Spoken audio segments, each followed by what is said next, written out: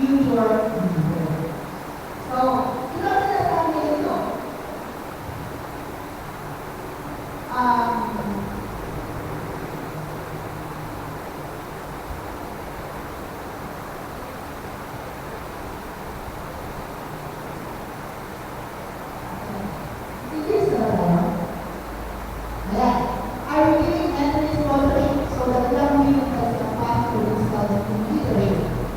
Are we giving visibility and understanding to mothers joining the faith and family? Or are we giving justice and protection to those who are being harmed by the worst of it? Summarize na lang siya. Ang sunod is resilience, protection. Protection, are we giving? Yan. As one of the resources listed in the website, we must give equal pay, safety, and opportunities even within our own church-run organizations. Pinsaman ko na, basta po ang sweldo yung pastor na lalaki dito sa pastor na babae. Kaya no, naka-difference o wala sa mga churches. Kung wala, very good kasi we have to advocate for equal pay, safety, and opportunities. Kung sa opportunities na nasa sa kanilang leader, kung maapoy, kapapol na babae, ang makaral ko na, gawin nila babae na sunod na sinabi na sa. So, that would be part of our culture. Pero kita dapat ang mga gusto na, ay, hindi kaya siya, napapagod siya. So, give her the opportunity. So, protection happens when women feel seen, heard, valued, and safe. Pagpapili ang gusto ng babae sa atong church, makikita ka, nakita na naikinig na sila dito. Nagulong sila o safe sila na mag-speak dito because especially siya awalin. We are free to speak our mind. Okay. Number 4, resilience. And this brings us to the final essential element, resilience. Because protection is not the end of the story. The question is not just do women stay, but can they withstand the storms when they come? Can they bounce back from setbacks, from grief, from oppositions? So, asa ba kita yung resilience? Gusto ko yung resilience ng sila.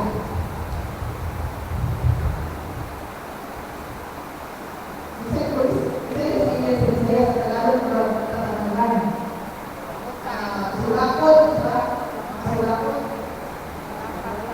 Mapalabuhay, no? Mapalabuhay din siya. Mapasugakot.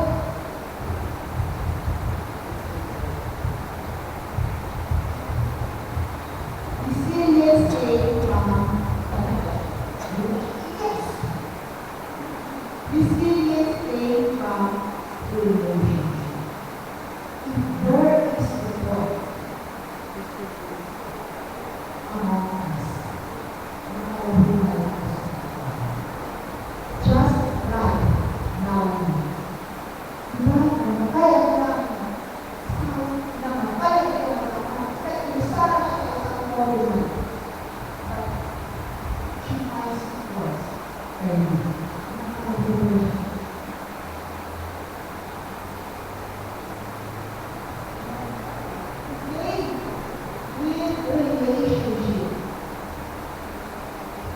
It came from Ruth's power-loving presence.